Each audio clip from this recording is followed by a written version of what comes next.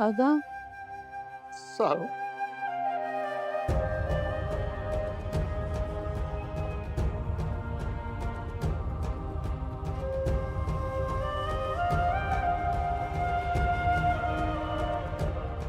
काय विचार करून निघून गेली होतीस?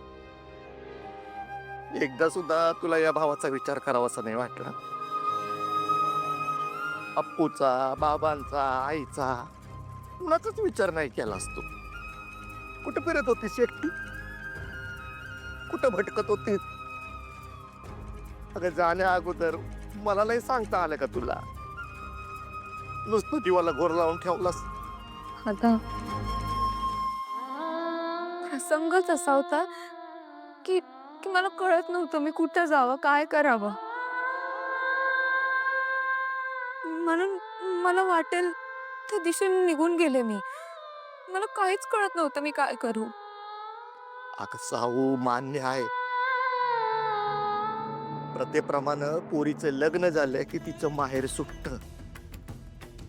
पण तुझ्या या गरीब दादाचं घर तुझ्यासाठी कधीच तुटणार नाही. मग का नाही गेली तू घरी? हक्कानं जायचं होतंस ना. तू घरी गेली नाहीस त्याचं मला किती दुःख वाटलं. मला माझीच लाज वाटायला लागली. अशा अडचणीच्या वेळी माझ्या बहिणीला तिच्या माहेरी जायची लाज वाटते. काय कमावलं मी? सांग ना साहू, काय कमावलं? कुठल्या तोंडानं गेले असते मी घरी? बाबांना काय सांगितलं असतं की की मी सासरहून माहेरी का आले?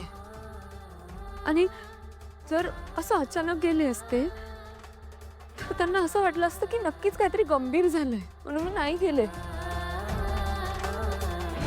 सारंग सर इतके नाराज झाले होते ना, मला सुचत नव्हतं काय करू. मला कळत नव्हतं कुठे जाऊ म्हणून निघून गेले. बर, ठीक आहे.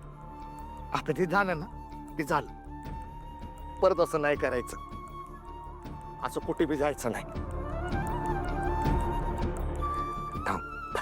आता घरच्यांशी एकदा बोल, त्यांना बरं वाटेल. लावतो फोन.